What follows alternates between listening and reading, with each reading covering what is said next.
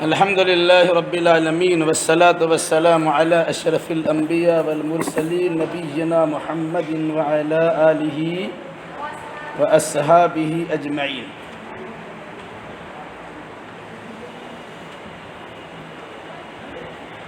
عقیدہ کے کلاس میں سب سے اہم عقیدہ توحید ہوتا ہے.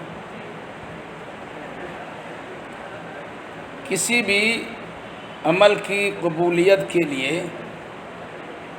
بنیادی طور سے 3 شرطیں پائی جاتی ہیں.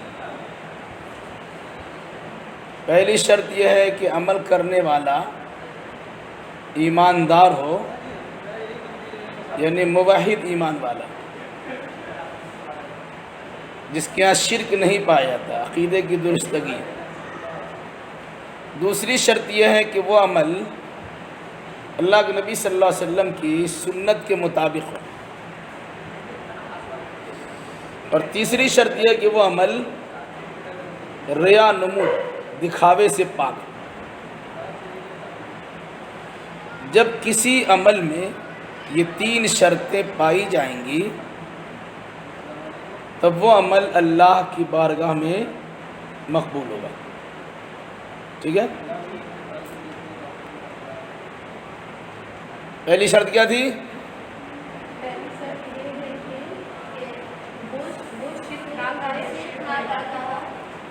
عمل کرنے والا عبادت صرف اللہ کی کرے اور اللہ کی عبادت میں کسی کو شریک نہ کرے. دوسرا، وہ عمل اللہ کے نبی صلی اللہ علیہ وسلم کے طریقے اور سنت کے مطابق. تیسرا یہ کہ وہ عمل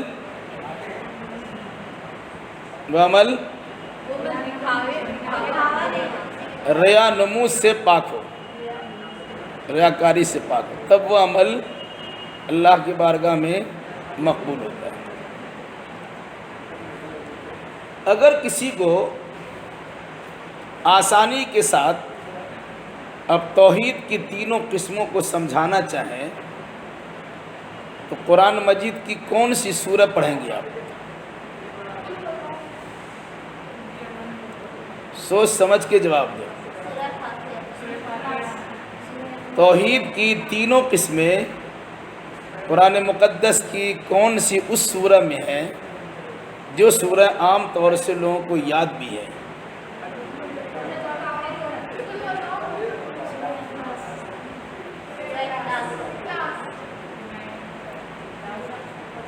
توحید کی کتنی قسمیں ہیں؟ 3 قسمیں ہیں. توحید کی 3 قسمیں کون کون سی ہیں؟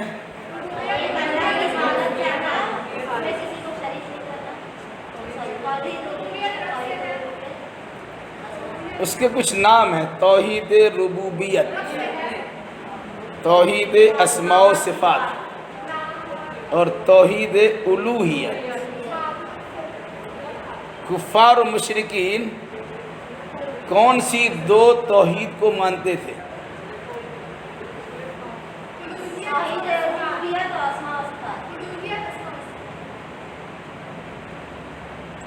ٹھیک سے بولیے. وہ کون سی 2 توحید کی 2 قسمیں ہیں جن کو کفار اور مشرکین بھی مانتے تھے؟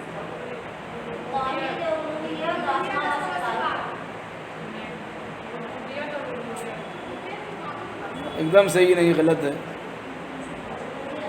توحید ربوبیت اور توحید اسماء و صفات، ان دونوں توحید کو مشرکین بھی مانتے تھے. قرآن کہتا ہے لَإِنْ سَأَلْتُم مَّنْ خَلَقَ السَّمَاوَاتِ وَالْأَرْضَ لَيَقُولُنَّ اللَّهُ. آپ ان سے پوچھیں گے آسمان و زمین کس نے پیدا کیا؟ کہیں گے اللہ. اس طریقے سے یہ ربوبیت ہے. ربوبیت کو تو سب مانتا ہے کہ خالص اللہ کے لیے، اللہ نے پیدا کیا، اللہ ہی مربی ہے. اسی طرح اللہ کے جو خاص نام ہیں وہ نام بھی اللہ کے لیے مخصوص مان لیتے ہیں. اللہ علم الغیب ہے، رحمان ہے، رحیم ہے، غفور ہے، وغیرہ وغیرہ. لیکن مشرکین توحید الوہیت ماننے کے لیے تیار نہیں تھے. کیا کہا؟ انجعل الآلہۃ الہا واحدا ان ھذا لشیء عجاب، کہ ہم سارے معبودوں کو چھوڑ کر صرف ایک معبود کی بندگی کریں، تو بڑی تعجب والی بات ہے۔ تو مشرکین مکہ توحید کے 3 قسموں میں سے 2 قسموں کو مانتے تھے اور 1 قسم کو نہیں مانتے تھے۔ قرآن کی سورۃ الفاتحہ سب کو یاد ہے، اس میں توحید ربوبیت بھی ہے، اس میں توحید اسماء و صفات بھی ہے، اور اس میں توحید الوہیت بھی ہے۔ اسی طریقے سے آپ سورہ اخلاص میں جائیں گی تو سورہ اخلاص کے اندر بھی یہ تینوں توحید کی قسمیں پائی جاتی ہیں، لیکن اسے آپ سمجھائیں کیسے؟ کسی آدمی کو کچھ سمجھانا ہو تو سمجھانے کا اصول یہ ہے کہ جس کے سامنے آپ بات کر رہی ہو اس کے مزاج کو سمجھیے، اس کی صلاحیت کو سمجھیے، وہ کس انداز کی بات سمجھ سکتا ہے، سمجھ سکتی ہے، اس کو سامنے رکھیں۔ بہت ساری چیزیں انسان سے قریب کر دی جاتی ہیں، اس کو سمجھنا اور سمجھانا آسان ہوتا ہے۔ توحید کے لیے قرآن مجید کی دوسری جگہ سے اگر کوئی آیت پیش کر ہی سکتی ہے، لیکن وہ اتنا ذہن میں نہیں بیٹھے گی جتنا کہ ان آیتوں کو پڑھ کے سمجھائیے جو آیتیں آدمی کو یاد ہیں۔ ہم میں سے ہر آدمی کو سورہ فاتحہ یاد ہے، اکثر و بیشتر کو سورہ اخلاص بھی یاد ہے۔ تو سورۃ الفاتحہ کے ذریعے ہم توحید کو سمجھتے ہیں۔ اسی طریقے سے ہم میں سے جو لوگ نماز پڑھتے ہیں انہیں نماز کی دعائیں بھی یاد ہیں، شاید تحیات بھی یاد ہوگی، ہے نا یاد؟ تحیات تو یاد ہے، لیکن تحیات کا معنی مطلب نہیں معلوم۔ اگر تحیات کا معنی مطلب جان لیں تو جو لوگ نماز پڑھتے ہیں ان کو توحید سمجھانا بڑا آسان ہو جائے گا۔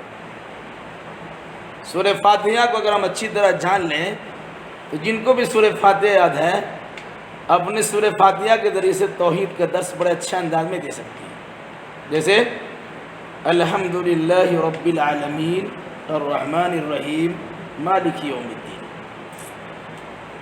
پہلی آیت جو ہے رب العالمین کی صفت کا تذکرہ کرنے کے ساتھ ہر طرح کی تعریف اللہ کے لیے جو سارے جہان کا رب ہے، توحید ربوبیت ہے۔ الرحمن الرحیم مالک یوم الدین، یہ سب اللہ کے نام ہیں، رحمان ہے، رحیم ہے، مالک ہے۔ یہ کون سی توحید ہے؟ توحید اسماء و صفات ہے۔ اس کے بعد آپ کہتے ہیں ایاک نعبد و ایاک نستعین، اے اللہ ہم تیری ہی عبادت کرتے ہیں اور تجھ سے ہی مدد مانگتے ہیں۔ کون سی توحید ہے؟ توحید الوہیت، جس میں الہ معبود ہونے کا تذکرہ ہو اس کو توحید الوہیت کہتے ہیں۔ بڑی آسانی سے آپ سورہ فاتحہ کے ذریعے سے ان تینوں توحید کو سمجھا سکتے ہیں۔ اسی طریقے سے اگر آپ جائیے گا سورہ اخلاص میں، قل هو اللہ احد اللہ الصمد لم یلد ولم یولد ولم یکن لہ کفوا احد۔ اس میں تینوں توحید کیسے ہوگی بتائیے؟ قل هو اللہ جو ہے اس میں کون سی توحید ہے؟ اس میں توحید الوہیت بھی ہے کیونکہ اللہ الہ سے بنا ہے، اور ساتھ ساتھ چونکہ اللہ احد اس میں کہا تو اللہ کی صفت بھی ہے، تو توحید الوہیت بھی ہے اور توحید اسماء و صفات بھی ہے۔ اس کے بعد آئیے اللہ الصمد، اللہ الصمد میں کون سی توحید بیان کی گئی؟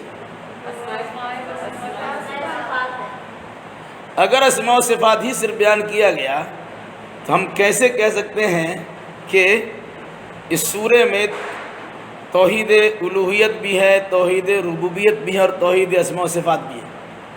کیسے لائیں گے بتائیے؟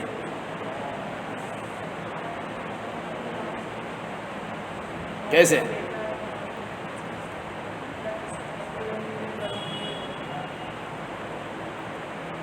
اس میں ربوبیت کیسے سمجھائیں؟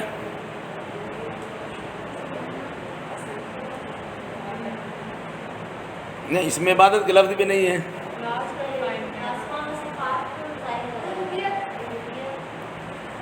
اللہ الصمد میں توحید ربوبیت بھی ہے اور توحید اسماء و صفات بھی ہے. اسماء و صفات تو سمجھ میں آئے گا، الصمد اس کا نام ہے، لیکن اس کے معنی پہ غور کرنے سے ربوبیت کا پتہ چلتا ہے. الصمد کا معنی ہم نے کیا بتایا تھا اور کیا جانتے ہیں بتائیے؟ اتنا سے لفظ صمد کا معنی پورا نہیں ہوتا. شاید میرا درس اگر آپ لوگوں نے یاد رکھا ہوگا،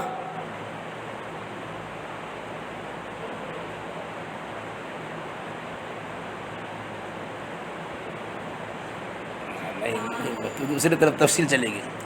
الصمد کا معنی ہوتا ہے وہ جس کا سب محتاج ہو، وہ کسی کا محتاج نہ ہو.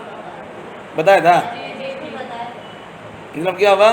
الصمد جس کا سب محتاج، وہ کسی کا محتاج ہے. محتاج کسی کب ہوتا ہے؟ جب وہ ساری چیزوں کو جانتا اور دیکھ ریکھ کرتا ہے، نگہبانی کرتا ہے. تو اللہ کی صفت صمدیت کے اندر، الصمد کے اندر اللہ کی ربوبیت شامل ہے کہ اللہ نے پیدا کر کے یوں نہیں چھوڑ دیا، بلکہ ساری کائنات کو اپنی نگرانی میں رکھا ہے اور ساری کائنات کو اپنا محتاج بنا کے رکھا ہے.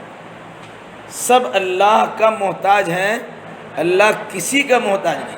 اس کو کہتے ہیں بے نیاز. اللہ بے نیاز ہے، یعنی اللہ کو کسی کی ضرورت نہیں ہے.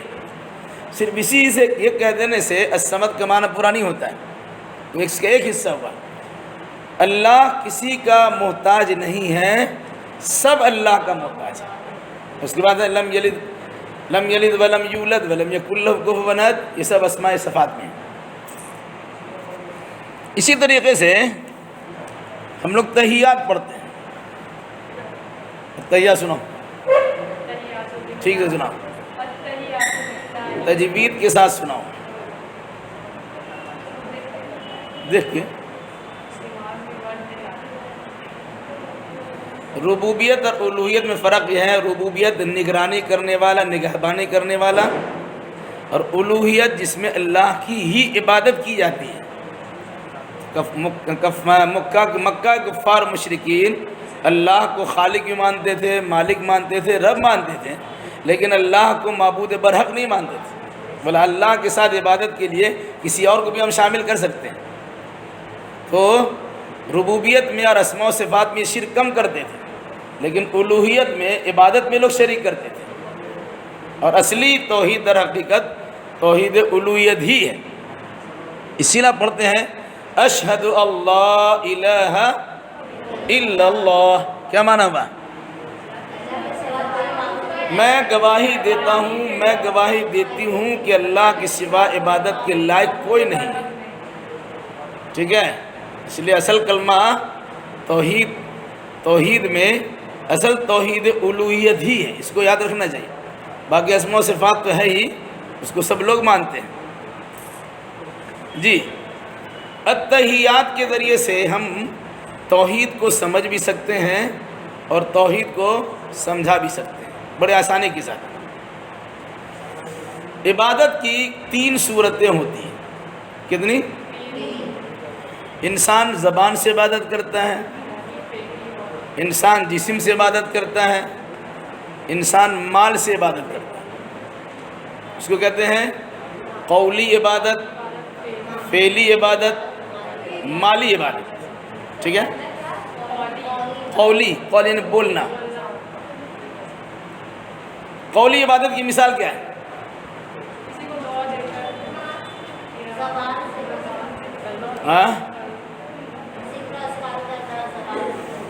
سوال جب کیا جائے تو سوال کو بڑی سنجیدگی سے سنیے اور جواب فوراً دینا ضروری نہیں ہے. سوچ سمجھ کے صحیح جواب دینا ضروری ہے. ہم نے آپ سے کہا کہ عبادت کی ایک قسم ہے قولی، ایک قسم ہے فعلی اور ایک قسم ہے مالی۔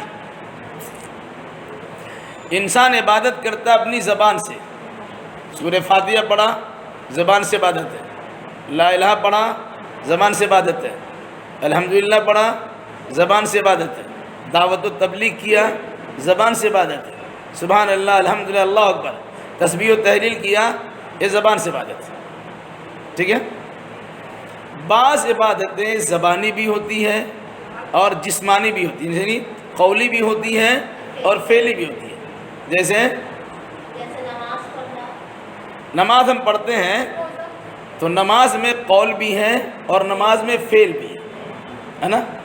ہم زبان سے پڑھتے ہیں بسم اللہ بسم اللہ الحمدللہ کو سورہ سبحان اللہ سبحان ربی العظیم سبحان ربی الاعلیٰ تحیات درود جتنا پڑھتے ہیں، یہ جب سب پڑھنا ہوا تو ہماری قولی عبادت ہوئی، لیکن کھڑے ہو گئے رکوع میں گئے، کھڑے ہوئے سجدہ میں گئے، اٹھ گئے بیٹھے، یہ جو ہمارا اٹھنا بیٹھنا ہے جسم جس میں ہم نے استعمال کیا اس کو کیا کہتے ہیں؟ فعلی، ٹھیک ہے، فعلی عبادت قولی بھی ہو گئی اور فعلی بھی ہو گئی، تو نماز قولی بھی ہے اور فعلی بھی ہے۔ کچھ عبادت ایسی ہے جو صرف فعلی ہے۔ کون عبادت ہے؟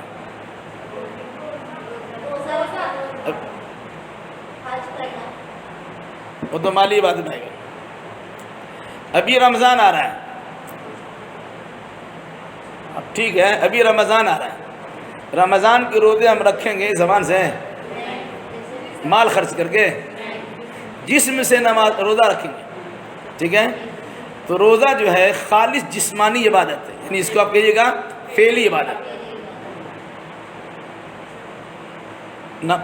نماز بولے روزہ خالص فعلی عبادت ہے۔ ایک عبادت ہے جو خالص مالی عبادت ہے، زکوٰۃ ہے، صدقات و خیرات ہے، ٹھیک ہے، ہم اس میں مال خرچ کرتے ہیں، وہ مالی عبادت ہے۔ ایک عبادت ایسی ہے جو قولی بھی ہے فعلی بھی ہے اور مالی بھی ہے۔ کیسے؟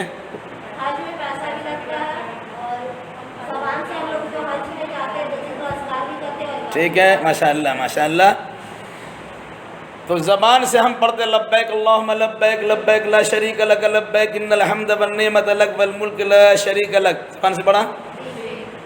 پھر اس کے علاوہ بہت ساری دعائیں کرتے ہیں، تو زبان سے کر لیا، یہ ہو گیا قولی۔ ہمارا جسم لگتا ہے سب سے زیادہ اس میں، ٹھیک ہے، نماز 5 منٹ سے 10 منٹ ختم، روزہ 15-16 گھنٹہ میں ختم، زکوٰۃ تھوڑی دیر میں ختم،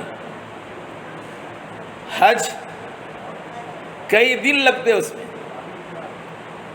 کم سے کم 5 دن تو لگتا ہی ہے، 8ویں 9ویں 10ویں 11ویں 12ویں، یہ 5 دن کم سے کم حج کے ہے، 6 دن بھی ہوتا ہے، آنے جانے کو چھوڑ دیجئے، تو اس میں وقت لگا، لمبی عبادت ہوئی، اس میں ہمارا مال بھی خرچ ہوگا، پہلے مال ہی ہم جمع کرتے ہیں، دوسری ہم زبان سے بولتے ہیں، لبیک کر کے ہم حج یا عمرہ میں داخل ہو جاتے ہیں، ہمارا جسم داخل ہوا کہ ہم نے اپنے آپ کو احرام کا کپڑا پہن کر مخصوص کر لیا کہ بہت ساری چیزوں سے ہم پرہیز کریں گے، بہت ساری جائز چیزوں سے ہم گریز کریں گے، پرہیز کریں گے، اور پھر وہاں پہنچ کر خانہ کعبہ کا طواف بھی کریں گے، صحیح صفا مروہ کے درمیان دوڑ بھی لگائیں گے، پھر اس کے بعد مینا بھی جائیں گے، مزدلفہ جائیں گے، عرفہ جائیں گے، قربانی بھی کریں گے، تو وہاں مال بھی خرچ ہے، وہاں جسم کا بھی استعمال ہوتا ہے، پھر جسم میں زبان کا بھی استعمال ہوتا ہے، تو قولی بھی ہے فعلی بھی ہے اور مالی بھی ہے۔ اس کو اگر کسی کو سمجھانا ہو تو آسان انداز میں کیسے سمجھائیے گا؟ آدمی کے سننے والے کے ذہن سے قریب ہو کر آپ کیسے بتائیے گا؟ جو چیز جس کو یاد ہو اس کو یاد دلانے سے آسانی سمجھایا جا سکتا ہے۔ التحیات جب پڑھیے گا آپ، ہر نماز پڑھنے والے کو التحیات یاد ہے؟ کبھی التحیات کے معنی پہ غور کیا؟ کیا؟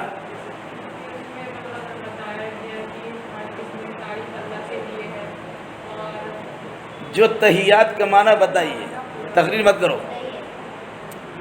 التحیات للہ والصلوات والطیبات۔ التحیات سے مراد ہوتا ہے قولی عبادت، ہر عبادت جو قولی ہے، جس کو زبان سے بولا جاتا ہے۔ تحیات، تحیہ و سلام پیش کرنا، ذکر و اذکار کرنا، دعا و مناجات کرنا، واعظ و نصیحت کرنا، تقریر و خطابت کرنا، یہ سب جو ہے زبان سے ہے۔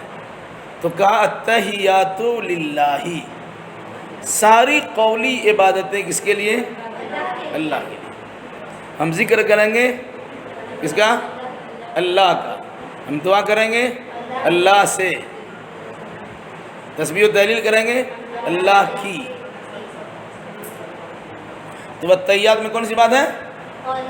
قولی عبادت۔ والصلوات،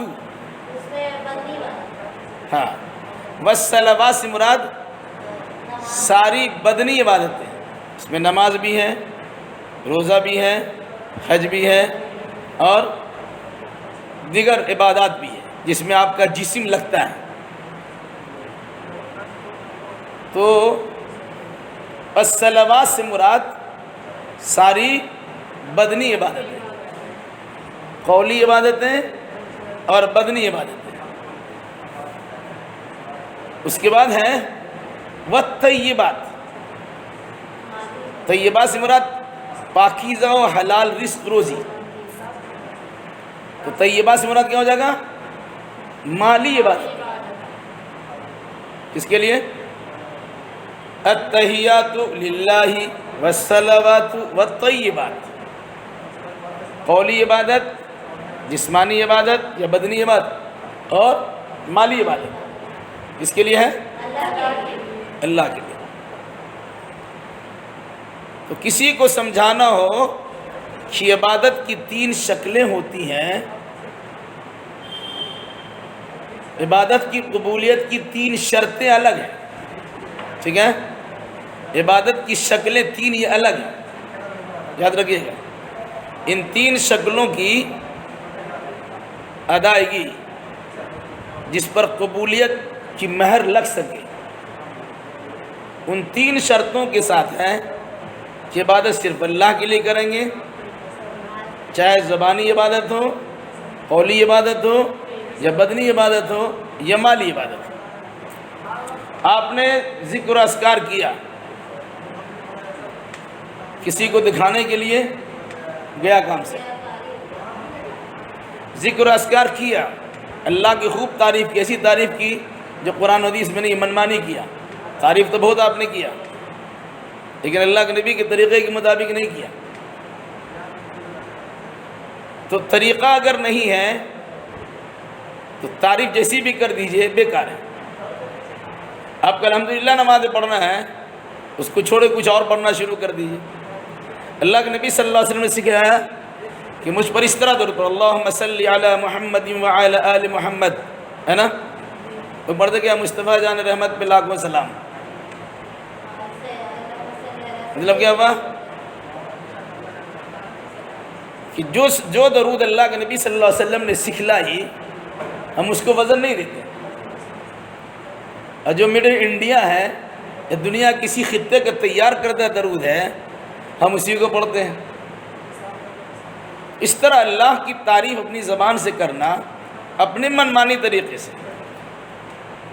اگر معنی صحیح ہے تو گنجائش قبولیت کی، ٹھیک ہے؟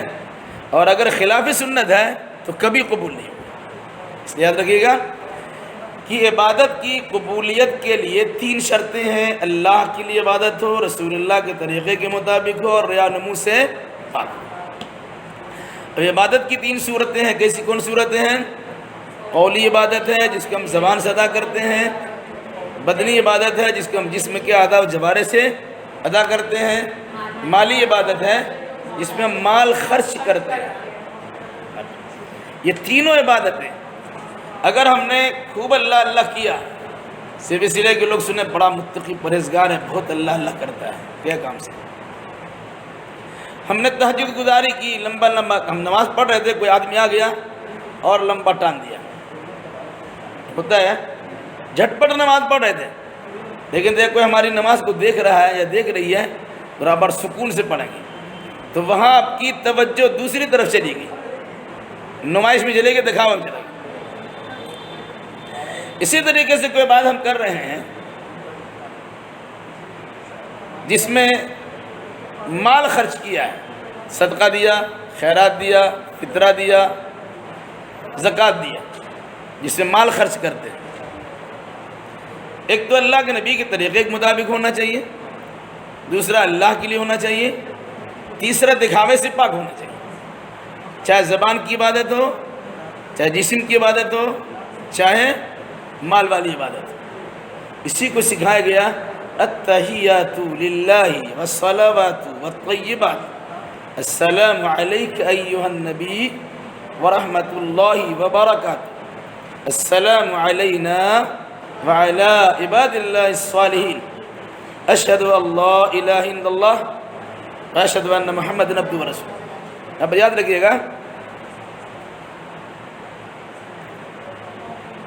السلام علیک ایہا النبی ورحمۃ اللہ وبرکاتہ. تحیات کا نماز میں پڑھنا لازم و ضروری ہے. کوئی آدمی تحیات نہیں پڑھتا اس کی نماز نہیں ہوتی. ٹھیک ہے، تحیات میں ہم پڑھتے کیا ہیں؟ لوگ کہتے ہیں یہ لوگ اللہ کے نبی پہ سلام پڑھتے نہیں ہیں، تانا ملتا ہوگا. کہیے کہ ہم جب تک نماز میں اللہ کے نبی پہ سلام نہیں پڑھیں گے ہماری نماز نہیں ہوتی ہے. السلام علیکم ایھا النبی ورحمۃ اللہ وبرکاتہ، سلامتی بھی ہے، رحمت بھی ہے اور برکت کی بھی دعا کرتے ہیں. اسی طریقے سے لوگ کہتے ہیں یہ لوگ تو اللہ کے ولیوں کو اور بزرگوں کو مانتے نہیں ہیں. بولتا ہے نا، ان کو کیسے سمجھائیے گا آپ کہ ہم مانتے ہیں؟ ان کو بتانے کی ضرورت ہے. ہم تو اللہ کے ولیوں کو اور بزرگوں کو، نیکوکار بندوں کو اتنا مانتے ہیں کہ جب تک نماز میں ہم ان پر سلام نہیں بھیجتے ہماری نماز نہیں ہوتی ہے. کیا کہتے ہیں؟ السلام علینا وعلی عباد اللہ الصالحین، ہم پر بھی سلامتی ہو اور اللہ کے جتنی بھی نیک بندے ہیں تمام پہ سلامتی ہے. کیسے کہتے ہیں بزرگوں کو نہیں مانتے ہیں؟ ٹھیک ہے. اسی طریقے سے کچھ لوگ کہیں گے آپ سے یہ لوگ ایسے ہیں جو اللہ کے نبی کے اہل بیت کو نہیں مانتے. گھر والے، خاندان کے لوگ، یہ لوگ اہل بیت کو نہیں مانتے. آپ ان سے کہیے ہم التحیات کے ذریعے سے یہ عقیدہ بیان کرتے ہیں کہ ہم سے زیادہ کوئی اہل بیت کو مانتا ہی نہیں ہے، کیونکہ ہمارے یہاں عقیدے کے مطابق نماز میں التحیات کا پڑھنا واجب ہے، نہیں پڑھیں گے تو نماز نہیں ہوگی. دوسرے لوگوں کی یہاں تحیات میں صرف بیٹھ جانا کافی، کوئی نہیں پڑھتا ہے تب بھی نماز ہو جائے گی. یہاں کیا ہے؟ ہم کیا کہتے ہیں؟ اللہم صلی علی محمد وعلی آل محمد، اللہ بارک علی محمد وعلی آل محمد. کیا مطلب ہے؟ آل محمد پر ہم درود بھی بھیجتے ہیں، ہم سلام بھی بھیجتے ہیں. تو اگر کوئی انسان ہم سے کہتا ہے کہ یہ لوگ اللہ کے نبی کو نہیں مانتے، صحابہ کو نہیں مانتے، ولیوں کو نہیں مانتے، صدیق صالحین کو نہیں مانتے، اہل بیت کو نہیں مانتے، تو ایسے ہی انسان کو بڑے اچھے انداز میں آپ سمجھا سکتی ہے کہ ہم سے زیادہ تو کوئی مانتا ہی نہیں ہے، ہم تو نماز میں ان کے لیے دعا کرتے ہیں. بلکہ اس طرح آپ سمجھا سکتی ہے خاص طور سے کہ نماز کی ہر رکعت میں سورۃ الفاتحہ کا پڑھنا فرض ہے. اکیلی نماز پڑھیے، نفل نماز پڑھیے، سنت نماز پڑھیے، فرض نماز پڑھیے، جماعت سے نماز پڑھیے، جتنی بھی نماز ہے، ہر نماز کی ہر رکعت میں ہر نمازی کو سورۃ الفاتحہ پڑھنا لازم و ضروری ہے، نہیں پڑھے گا تو نماز نہیں ہوگی۔ ہم اس سورۃ الفاتحہ میں اللہ تبارک و تعالیٰ سے خصوصی دعا بھی کرتے ہیں۔ کیا دعا ہے؟ اہدنا الصراط المستقیم، اے اللہ صراط مستقیم پر چلا، سیدھے راستے پر چلا۔ اس سیدھے راستے کی تشریح کے طور پر ہم کہتے ہیں صراط الذین انعمت علیہم، ان لوگوں کے راستے پر چلا جن پر تو نے انعام کیا۔ اللہ نے انعام کن پر کیا ہے؟ ہاں ٹھیک سے بتائیے، سورہ فاتحہ کی تفسیر اگر یاد ہوگی تو بتا سکتی ہیں۔ 4 قسم کے لوگوں پر اللہ نے انعام کیا ہے۔ انعم اللہ علیہ من النبیین والصدیقین والشہداء والصالحین، اللہ نے نبیوں پر انعام کیا، صدیقین پر انعام کیا، شہید پر انعام کیا، اور عام صالحین پر انعام کیا۔ عام لوگ جو اچھے لوگ ہیں، یہ کہنا کہ لوگ نبی کو نہیں مانتے، ولی کو نہیں مانتے، شہید کو نہیں مانتے، بزرگوں کو نہیں مانتے، آپ ان سے کہہ سکتی ہیں کہ ہم سے زیادہ تو کوئی نہیں مانتا، آپ کے یہاں کہ بس شروع کیا نماز، کچھ پڑھانا پڑا، رکوع میں چلے گئے، آپ کی نماز ہوگی۔ ہمارے یہاں جب تک ہر نماز کی ہر رکعت میں سورۃ الفاتحہ کے ذریعے سے ان 4 قسم کے لوگوں کے راستے پر چلنے کی اللہ سے دعا نہیں کر لیتے ہیں، تب تک ہماری نماز نہیں ہوتی ہے۔ صراط الذین انعمت علیہم، اے اللہ نبیوں کے راستے پر چلا، صدیقین کے راستے پر چلا، شہیدوں کے راستے پر چلا، اور صالحین کے راستے پر چلا۔ تو اگر کوئی آدمی آپ پر اعتراض کرے یہ لوگ نبی کو نہیں مانتے، ولی کو نہیں مانتے، شہید کو نہیں مانتے، بزرگوں کو نہیں مانتے، اہل بیت کو نہیں مانتے، صحابہ کو نہیں مانتے، ائمہ مجتہدین کو نہیں مانتے، علماء کو نہیں مانتے، مفتیان کرام کو نہیں مانتے، اب ان تمام سے کہیے کہ ہم بڑی آسانی سے آپ کو سمجھا سکتے ہیں کہ ہم ان تمام کو مانتے ہیں، اور اتنا مانتے ہیں کہ ان کے لیے نماز باضابطہ دعا کرتے ہیں۔ ایک آدمی زبان سے مانتا ہے لیکن اس کے لیے دعا نہیں کرتا ہے۔ واقعی کوئی انسان کسی کو چاہتا ہے تو پیٹھ پیچھے اس کے لیے دعا کرتا ہے، اللہ اسے سلامت رکھ، اسے نظر بد سے بچائے رکھ، ان کو ہر پریشانی سے محفوظ رکھ، تب تو ہم ماننے والے۔ سامنے بڑی تعریف کر دیا اور پیچھے گالی دینا شروع کر دیا، یہ تو ماننا نہیں ہوا۔ تو ہم اگر عقیدے کی درستگی کا خیال کرتے ہوئے لوگوں کو سمجھانا چاہیں تو عقیدہ توحید نماز سے سمجھا سکتے ہیں، عقیدہ توحید کے ساتھ ساتھ عقیدہ رسالت بھی سمجھا سکتے ہیں، اور عقیدہ آخرت بھی سمجھا سکتے ہیں۔ یہ بات یاد رکھنی چاہیے۔ قرآن میں کس قسم کے 3 عقیدوں کا تذکرہ کیا گیا؟ پورے قرآن میں بنیادی طور سے 3 ہی بات بیان کی گئی ہے، پھر انہی 3 کی تشریحات ہیں۔ کوئی بتائیں گے؟ ہاں ماشاء اللہ، توحید، رسالت اور آخرت، یہی 3 چیزیں، یا تو توحید ہے، یا تو رسالت ہے، یا تو آخرت۔ اسی کو کہتے ہیں الاصول الثلاثہ، کتاب ہے محمد بن عبد الوہاب نجدی رحمۃ اللہ علیہ کی، بڑی اچھی کتاب، انشاءاللہ اس کا درس دیں گے۔ الاصول الثلاثہ، 3 بنیادی اصول، 3 بنیادی اصل۔ اس میں کیا ہے؟ اب پڑھتے رضیت باللہ ربا وبالاسلام دینا وبمحمد نبیا، میں اللہ کو رب ماننے پر راضی ہوں، اسلام کو دین ماننے پر راضی ہوں، محمد صلی اللہ علیہ وسلم کو نبی رسول ماننے پر راضی ہوں۔ یہ 3 بنیادی باتیں پورے قرآن میں ہیں، اور انہی تینوں کی تشریحات کے طور پر پورا قرآن۔ سورہ اخلاص کو سورہ اخلاص کیوں کہا جاتا ہے؟ اسے سورہ توحید کیوں کہا جاتا ہے؟ کہ پورے قرآن میں 3 مضامین ہیں، توحید، رسالت، آخرت۔ تو سورہ اخلاص میں بطور خاص توحید ہی کا تذکرہ ہے، پوری سورہ توحید پر ہے۔ اس لیے پورے قرآن کا 1/3 ہوا، جسے 1/3 آپ کہتی ہیں، 1/3 حصہ ہوا۔ یہ وجہ اگر کوئی انسان 3 مرتبہ سورہ اخلاص پڑھتا ہے اس کو ایک قرآن پڑھنے کے ثواب مل جاتا ہے. کیوں؟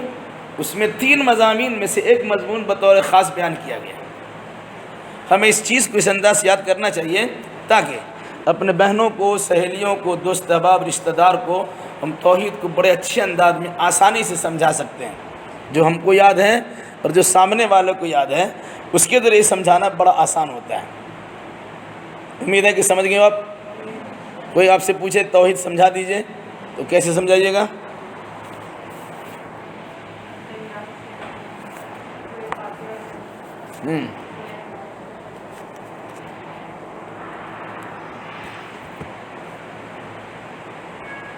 ٹھیک ہے.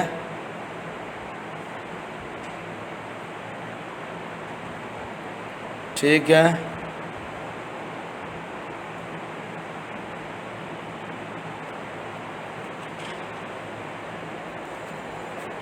الوہیت میں عبادت ہے. الوہیت الہ سے بنا. الہ مطلب بندگی، اسی سے معبود سمجھتے ہیں. اگر آپ معبود مانیے گا توحید الوہیت ہے. اللہ کو ساری کائنات کا خالق اور مربی مانیے گا، یہ توحید ربوبیت ہے. اللہ کے بڑے اچھے اچھے نام اس کو مانیے گا تو توحید اسماء و صفات ہے. اس کو مانی اس طریقے سے اور سمجھانے کی کوشش کیجیے. اللہ ہمیں اور آپ پر جملہ مسلمانوں کو کتاب و سنت کی روشنی میں صحیح اعمال و عقیدہ بجا لانے کی توفیق مرحمت فرمائے. قول قولی ھذا واستغفر اللہ لی ولکم ولسائر المسلمین وآخر دعوانا الحمد للہ رب العالمین والسلام علیکم ورحمۃ اللہ وبرکاتہ.